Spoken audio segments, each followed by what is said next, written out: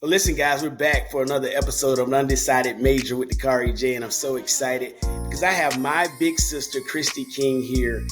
She's been knowing me since I was about 20, 21 years old.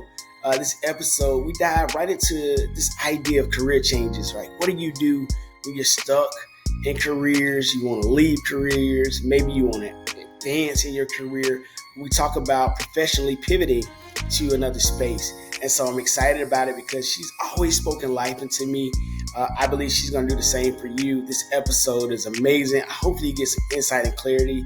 And maybe if you're stuck, you're feeling stuck, maybe you get some advice on how to become unstuck. So I'm excited about it, man. Let's dive right into this conversation with Kristie. Well, I am so excited to have Kristie King in the house today.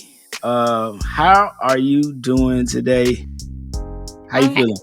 I'm good. Hey, Dakari. I am super excited to be here with you and to engage in this conversation. It's a real thing that affects real people. So yeah, I'm excited. I want everybody to know why this was so important to me. You know, we just spent probably a week or so in France, and one of the things I came up to the table and I started sharing with you some career decisions I need to make. You know, for the last 12, 13 years, I have been working full time in ministry. And I think I shared with you last night, I was saying, man, you know, you get to a point where you're tired, and you're not saying you're tired of doing social services, but you get to a point where you're like, there has to be more. I have to find something that's greater than myself, something that's more fulfilling. And I thought it would make more sense to talk to you about career advancement, career development, and you know, why are people stuck? Right? That's one. But those that aren't stuck and they're trying to advance in their careers, how do they do that? Right? And then others that are saying, you know what? I want to just completely different career change. Right? What are some of the methods and ways in which people go about this? So that's what this conversation is going to be about today. Really locking in on what matters to people, how do people pivot, and then how do you help people become unstuck in environments that's important to me. But before we get into the conversation, tell me a little bit about what are you doing now, and what have you done in the past as it relates to this career field? Oh wow. With Dakari, I am not monolithic at all. That's definitely something that most people probably don't know about me. I started out in corporate. I pivoted to education. Then I did a U-turn back into corporate, which is where I am now. But I started out in consulting. I then went into project management. Like, are you an agile thinker? And project management are actually like just some things that stuck with me, right? And I was able to transfer that skill set into a myriad of other skills and other career paths, to include education, teaching, adjunct professor, school leader.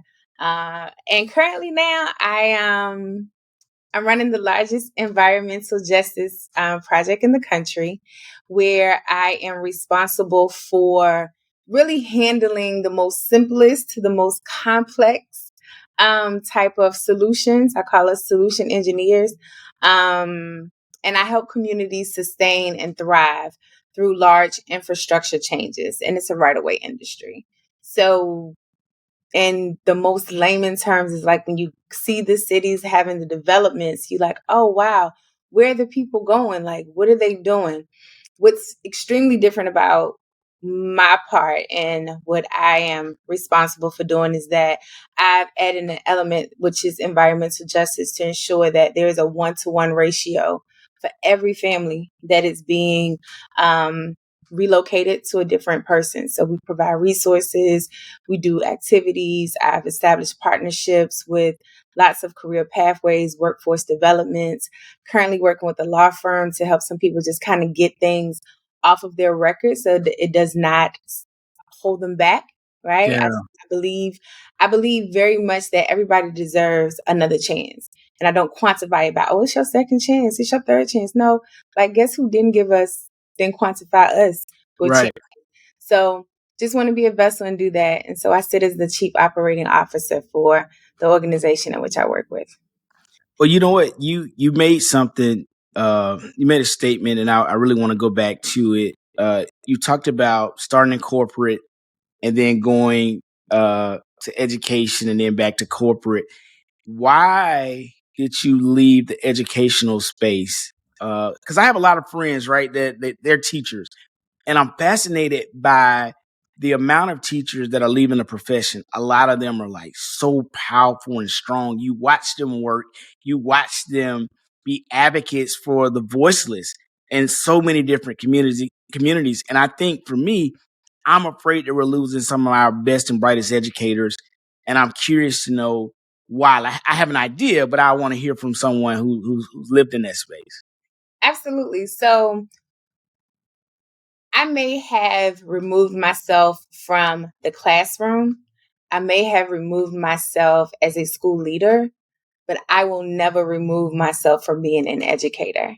Yeah, Just I like that. last week, I traveled back to Chicago, where my educational trajectory began as a teacher and a school leader, and witnessed my third graders graduate from high school. Wow. I still have maintained relationships with all of my students. Some of my young men from Urban Prep are now receiving their certification to become principals. I mentor them, I coach them, just even now. So, though I left the physical building, the teaching, the educating, the administrative proficiencies don't dissolve. They don't die. Like, it's in me. It's definitely a part of my passion. I think, to be honest, the reason that I decided to leave the school system was because there are so many systemic delineations that have not been resolved. Whereas students are not numbers, they are people, just like you and I were people. And the social construct of how education has just changed over time, there was not an alignment for me where I last was. Do I believe that there is an alignment in other places and spaces? Absolutely, because I'm seeing groundbreaking work in a lot of schools, public and both chartered schools, that are happening. But for me, I believe that my greater impact would be in the role that I am now, being able to go to the environments from where the students are coming from, and helping to create a systemic difference, as well as provide resources to families to ensure that there's an engagement of understanding why community is so important for a child's trajectory in education. Get to sit with some folks, have some conversations, write some checks for some programs, and work with other people to establish nonprofits to support children outside of the doors of the school. What do you say? Because what I heard was you're getting greater fulfillment, not necessarily like you weren't um impactful where you were, or that you didn't want to, that you had a strong desire to leave, but you see purpose outside of the classroom. What would be your advice to a teacher or educator that have similar desires, where they feel like, well, I don't want to let my third graders down or my fourth graders down. I want to walk with them through the end of the school year. My wife, being an educator, we talk often, and I remember she had a great opportunity one time, and she said, "Well, I don't want to leave in the middle of the school year because I made a commitment." And I was sharing with her, well, this opportunity, you know, is greater for you. And by you waiting, you may not have that opportunity. What do you say to teachers that may have an opportunity, but their commitment level to students is so strong? And I know there's this weird tension there, right? Because parts of people that may hear this, they may say, well, you committed, you got to stay. And then there are others that saying, man, this opportunity to jump, I got to go take it. What do you say to teachers and educators that feel like, I want to make a move, but I can't make a move? Uh, what's your advice? I think the biggest thing is that it becomes a battle, right? And battles are internal, but you have to know yourself. You have to honor that journey and that path for you. And your energy follows thought. Mm, So the dedication, the commitment, it doesn't automatically remove itself. It may get tampered, it may dissolve, but it does not remove itself from what you're most passionate about. So it makes me think of my little brother. Everybody knows how to my little brother. He's an educator back home in Virginia, 10, 11 years in the classroom. And I'm like, why are you so committed to staying home, right? Where we're from, when you can go and just do all of these other amazing things. And for him, he looked me in my face, was like, these kids need to see a me in this position. He's the Wow. only Black male in the building. Mm. Yeah. Representation matters. I can't speak to, other people, but just qualitatively thinking of the different conversations and the shared and or lived experiences, there's just a deeper commitment because we get to experience these these children at a different level than most people get to experience them. It's something that you get to see and look in them and just be like, oh, I know. And their home environment could play a big factor because they are used to people leaving or tears of rejection or being not having the proper tools to be able to respond to the trauma in their lives. So they react. And you having some experience in life, you can share and, just kind of be there as their person. Yeah. So for me, it's just like, it's a decision that you have to truly make within yourself. You truly have to say, okay,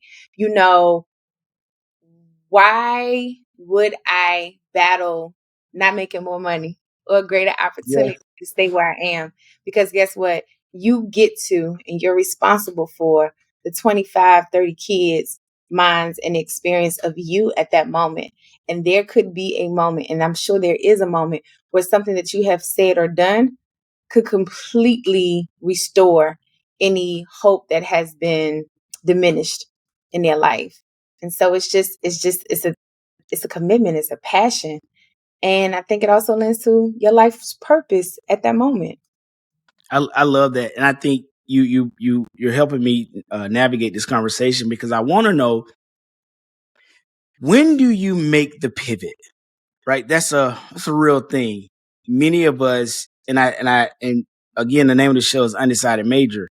I read a report, um, and I shared this with someone else. I had read a report about people coming into college with undeclared, right? A large percentage of people undeclared. Then once you get into your major, 75% to 80% of people at least change their majors once, right? People are wrestling through trying to figure out what it is that they wanted to be. Like, I remember standing up in my second grade class, actually first grade. She said, "Hey, what do you want to be when you grow up?" And I said, "A fireman." Right? I had no idea, the work that went into being a fireman. I just knew I loved the uniforms. I thought they were cool as a kid. By the time I got to middle school, high school, I wanted to be an actor. At one point, I thought I could be a basketball player until I realized I wasn't growing no more. So I was like, now I got to model myself out of Spud Webb or Muggsy Bogues or whatever, because I wasn't going past that 5'8" mark. So, make a long story short, a lot of us get into careers and get into spaces and we think this is it. Our parents, they worked 20, 30 years and they retired, had a banquet, right?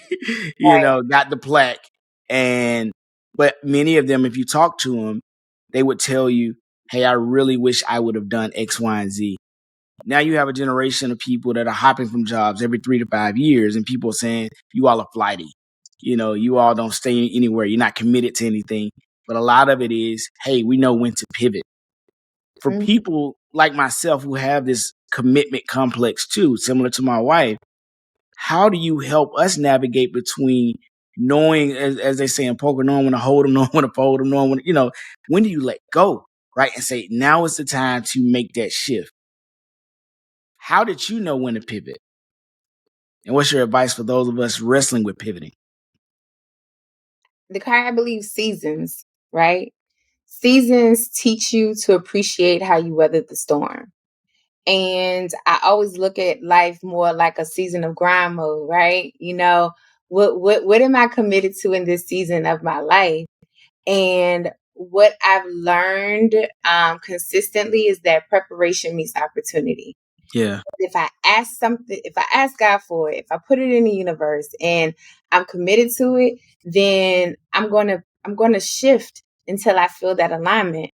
There is power in pivot. There is purpose in pivot.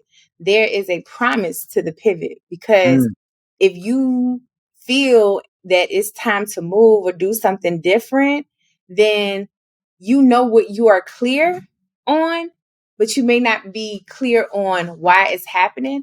And you have to build that into the conversation that you have with yourself. I think for me, the biggest thing is just like understanding how to harness your own power, right? mm, Nobody can tell you what's best for you. We can get conversations, we can talk it out, we can look at all of the highs, the lows, and the oohs and ahs. But even if timing is now and this is the thing that you feel that you need to do, don't get to the point in the battle of diminishing the return when the investment and the vision has been given to you, because that means the provision has already been made. So there's power in the pivot. You know, when mm. you look at the military and they like doing their little march and they just be real smooth, then all of a sudden you see them all turn to the left. There Yeah. was power in the pivot, because the impact that it gave not only on the team to shift, it gave an impact on the people that are watching. So people are always watching, right? But when you know that it's time, you have to ask yourself two questions. For real, for real. Decipher the battle that's inside of you, and decide if it's worth the output. And sometimes you have to make the choice that is no longer, you know, it's no longer beneficial to me to stay in a place that's not giving purpose. It's not a promise behind all of the work that I'm doing. And it's time for me to do something different.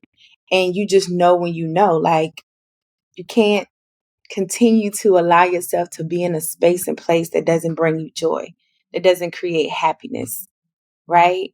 You can't be in a place where you literally have the power to tell stories, have a lived and shared experience, and authentically tell the story with truth, right? You got to start where you are. And I always ask myself, Kristie, what is your why? What is your why? And what I've learned is that the why will carry you when the what is hard. Wow. Say that again.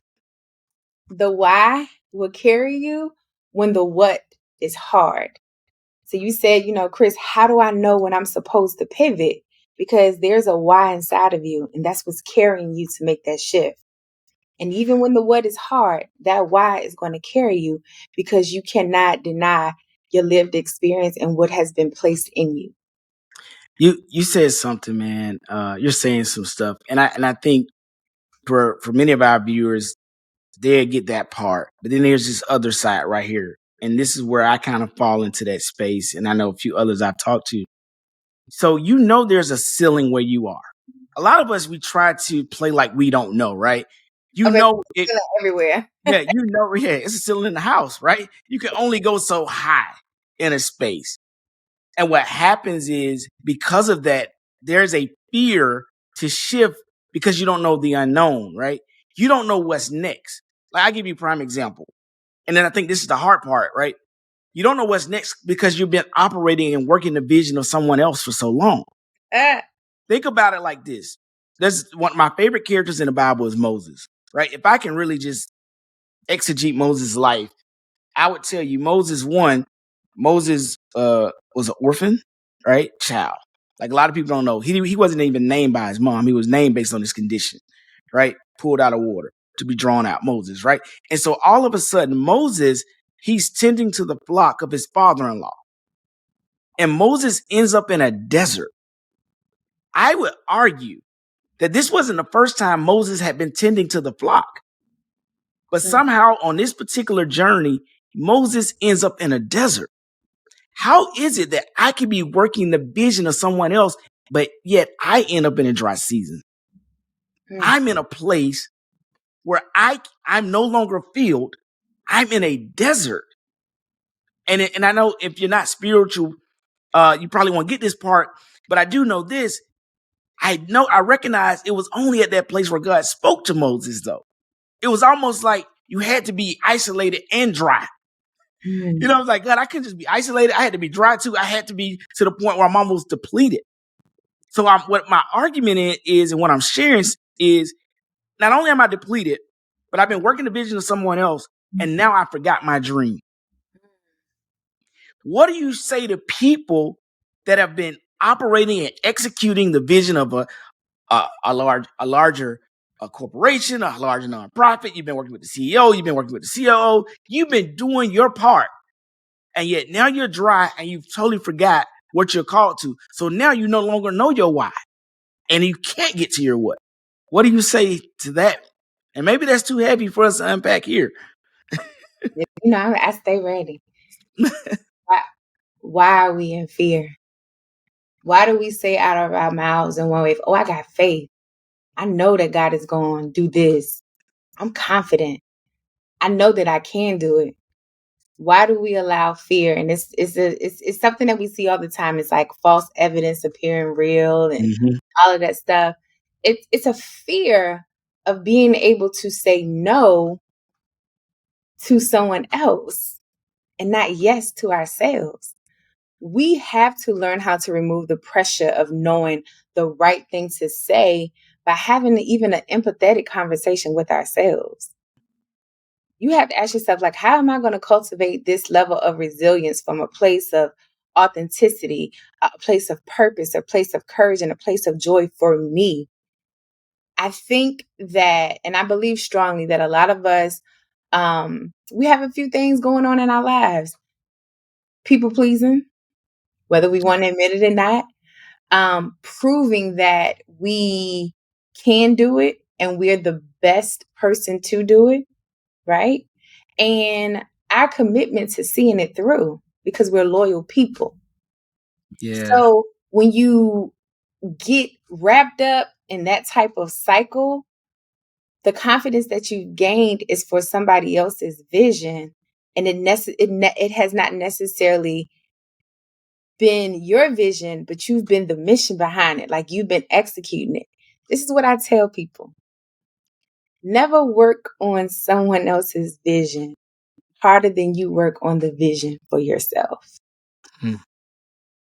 When you begin to work harder for somebody else's vision and you choose to forget about your vision, then you place yourself in an either or situation when it should be both and.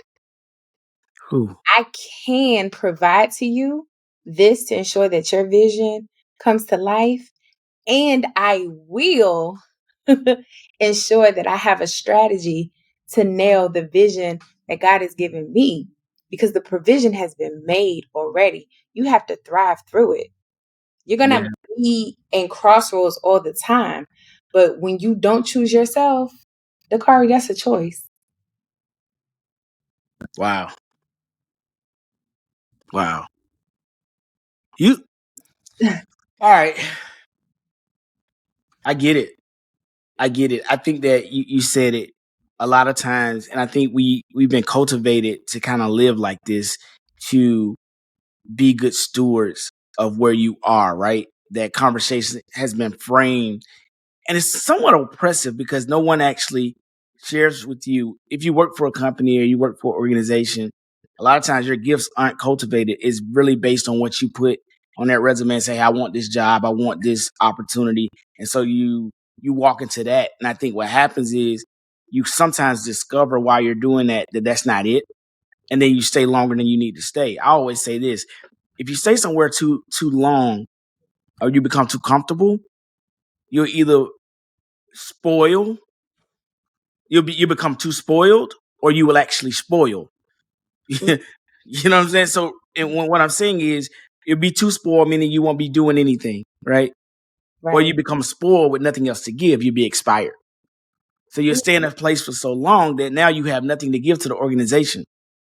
Or you stay too long where the organization has nothing to offer you, and so you're just now a body.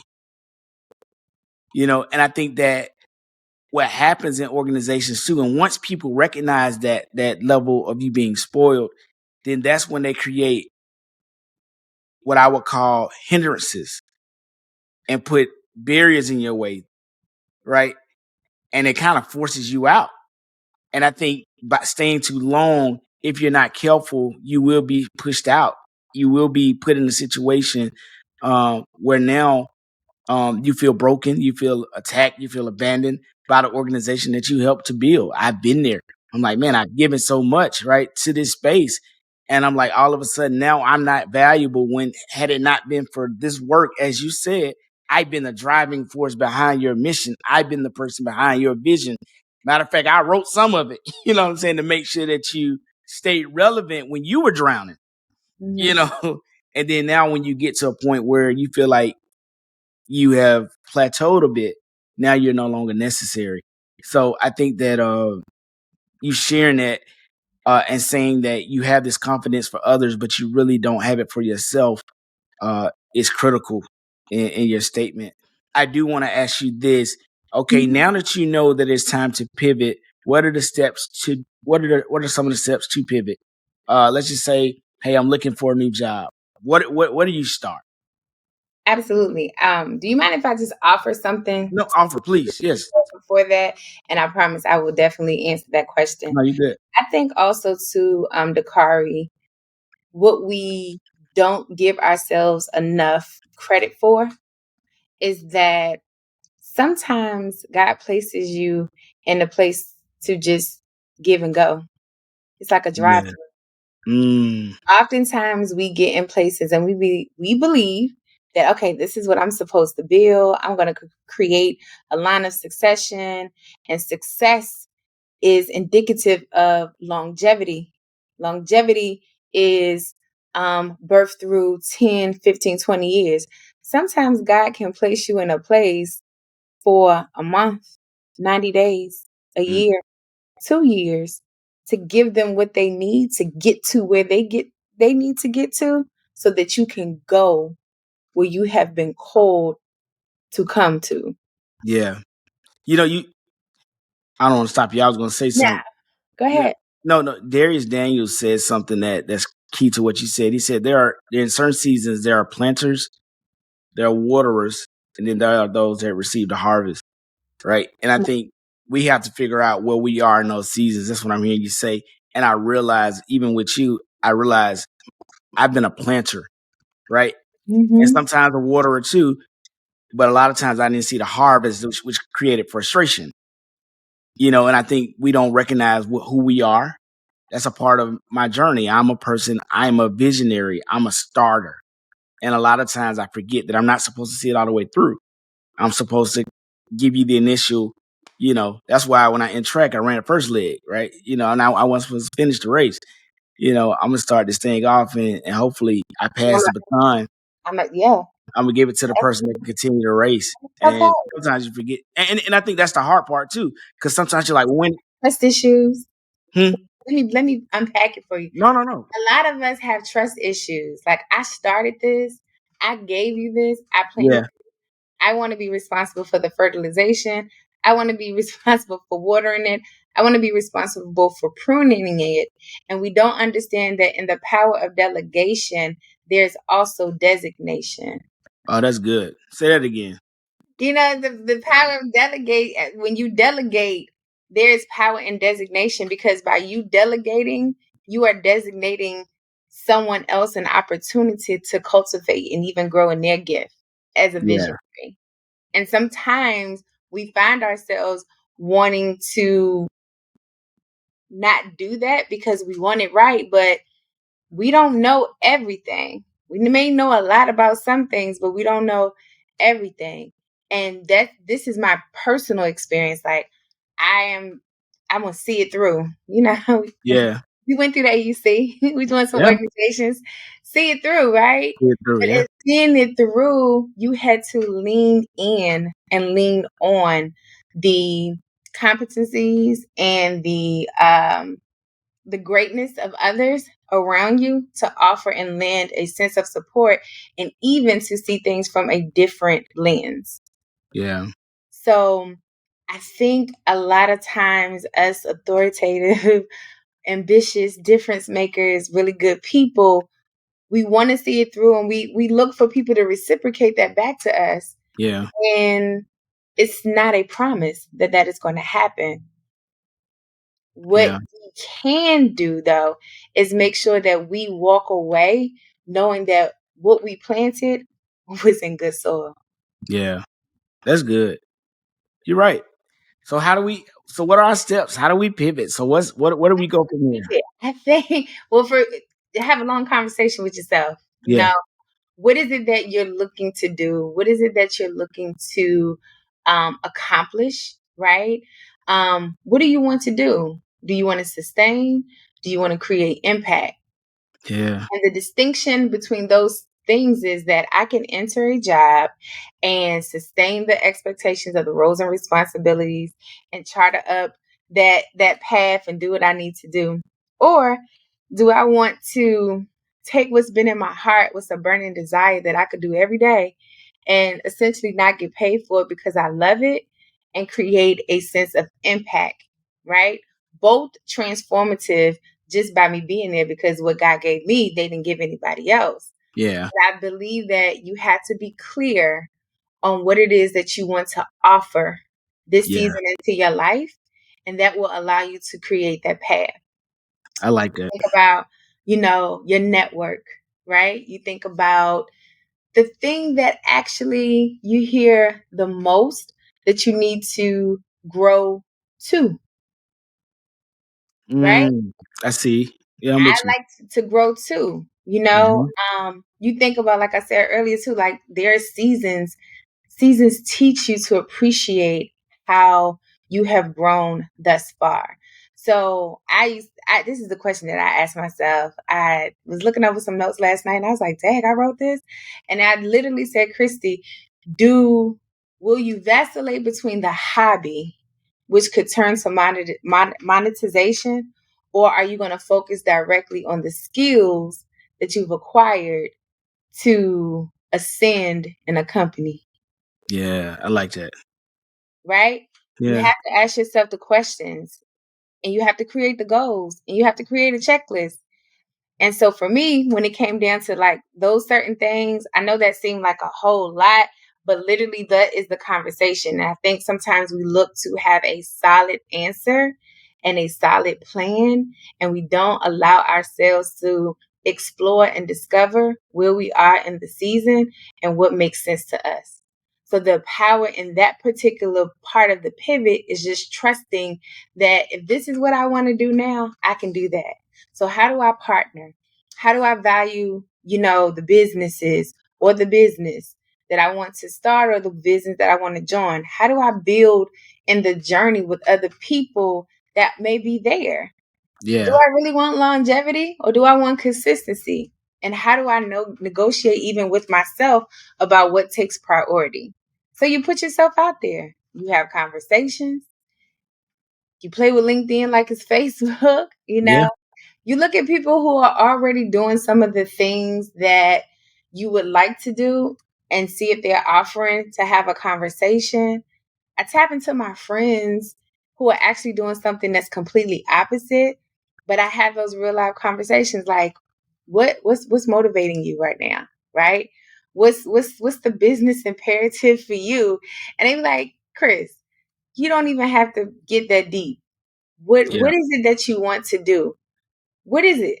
And I think what has grown from those experiences is that I've learned to never underestimate what people think you are not. Yeah. Your energy truly follows thought. And so people have told me, like, no, you empowered me, you motivated me, like you play no games, just in a real conversation. I'm like, well, why can't I do this for myself? Because you're thinking too hard. If Yeah. something has been placed in your belly and in your gut to do it, you have to do it because it's going to keep coming back up for you. So you have to trust yourself that the conversations that you're going to have, you'll have. Find a book of somebody that you usually wouldn't even read about. I did that with John Maxwell. I know he's like world renowned, but that Yeah. wasn't someone that I was actually looking to dive into. But I've been able to really curate like a different philosophy, as it relates to what opportunity looks like for me. And if I am honestly prepared to do it. So if you know your end game, you ask yourself, what do you really need to set up, right? What is it that you really need to set up? And most of us don't know our end game. Yeah. So I feel like the best way to do that is to, if money wasn't the thing, would you still do it? If you Yeah. had no money and everything got stripped, what would you do? That would be your passion. Yeah. So you figure it out because that's just what we do. I do not believe there is a particular itinerary That's good. to get to one place. I believe at this point in my life, giving yourself the opportunity to discover, to explore, to take risk allows you to get into the places and spaces that you belong in. And if they're not there, guess what? Create it. I love it. I love it. You said a lot, and I do want to ask you this as we wrap up. All right, Mhm. resume writing. That's now with AI being a thing, as people are trying to pivot. One of the things people don't know is that AI, artificial intelligence is taking a hold of this HR process, right? And they're scanning and looking for certain words. How do people really recreate their resumes to fit where they want to go? Kyrie, that is an excellent question. Though I am no HR expert, I do have a little expertise in being able to help people write resumes, right? Yeah, I sit on the side of it where I get a lot of resumes, right? And my HR person will be like, Ms. King, I'm just going to filter these and we're going to run it through and it's going to filter. And I'm like, I don't want to do that. Don't run mm, it through nothing. Don't filter them. Literally, if 12 of them came in, I want to read all 12 of them. I don't know how many people are actually like this. But what I can tell people is show who you are in that resume. Show that you have actually researched the job that you are applying for. I like that. Even if you believe that your skill set does not reflect what the job asks for, 9 times out of 10, you have a barrage of skills and experiences that can transfer into what is needed for that role to be productive and successful. People treat their resume and wanting to find all of these big words and make it look good and have all the certifications. That's a bonus. Have the education. That's good.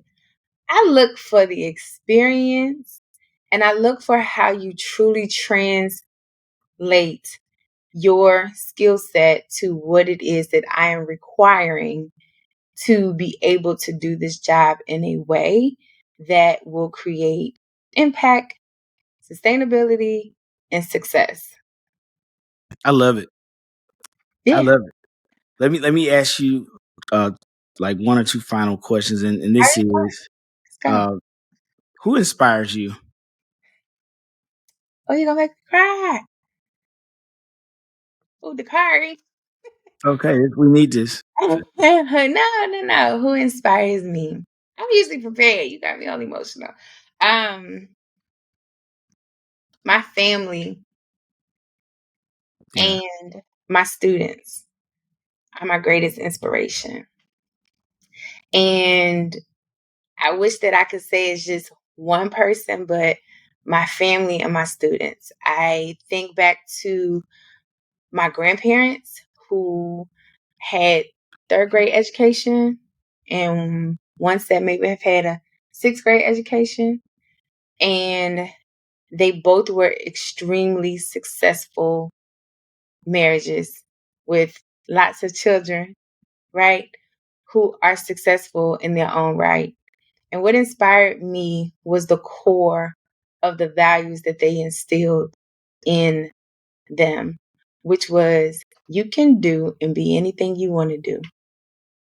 They say it differently, but essentially, there is nothing that you can't have if you truly want it. Put God first, Be kind to other people. I love it. Love yourself. And do what you need to do respectfully. I love um, it. and when I think about my kids inspire me, my kids were the reason that I decided to even go to Harvard because they were like, Miss King, you gotta go. How many Black people you know get to go and don't have to pay to go? You gotta go. And then you come back to Chicago and you open up a school. And then we'll come back to the school when you open up the school. And then we can go to school and do what you do. And I'm like, Yeah. you just got to see the faces because these were some of my little boys, you know. But I'm happy to say that one of those young little boys, who is now a young man, recently received his admin certification. And as soon as he got the score, he just sent it as a screenshot and said, you know, call me Principal J. And of course, he put his little oop roo. I introduced them to all of those things when they were in classrooms with me, right? So like he went to a HBCU, Love it.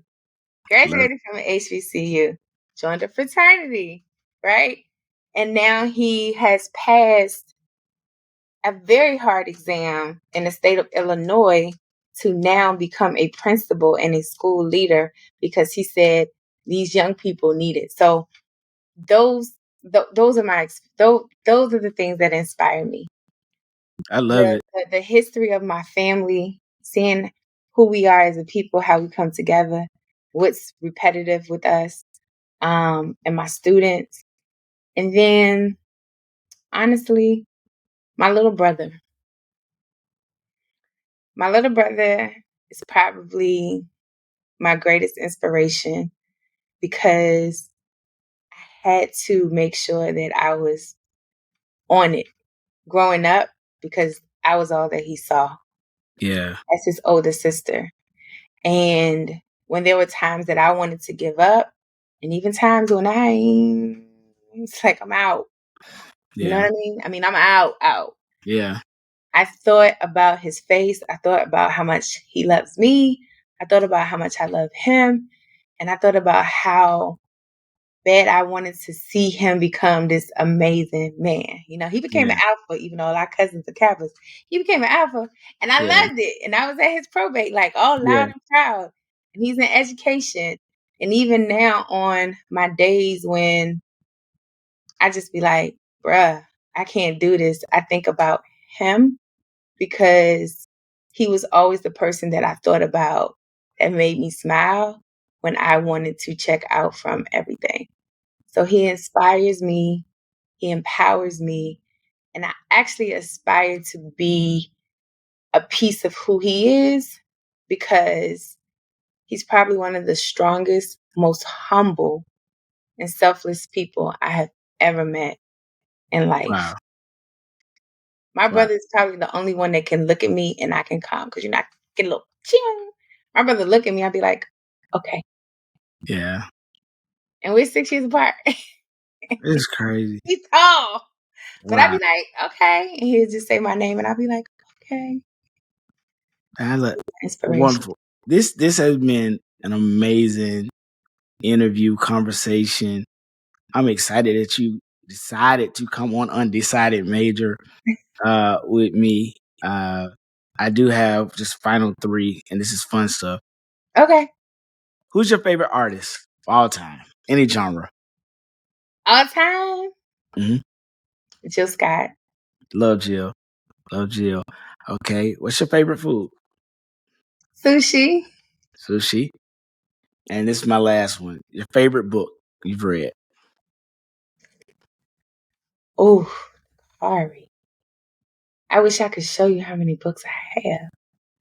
I My favorite book, honestly, I take it back. It was Roll of Thunder, Hear My Cry. Rolling Thunder, Hear My Cry. Who's the author? In the sixth grade, Mildred. No, that's the character. Who wrote Roll of Thunder, Hear My? Was it Mildred Taylor?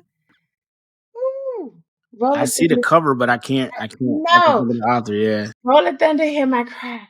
I think it's Mildred, if I'm not mistaken.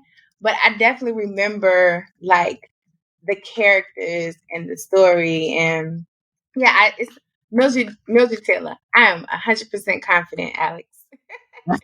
Who is Mildred Taylor? Yeah, Bullet Under Hear My Cry. Mildred Wow. Taylor.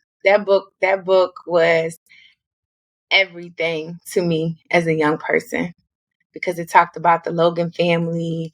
It talked about just their struggle to maintain integrity and pride and independence.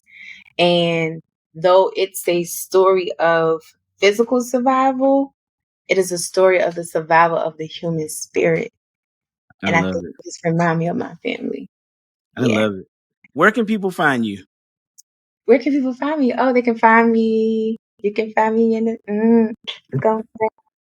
Um, you can find me at church now. Yeah, you can.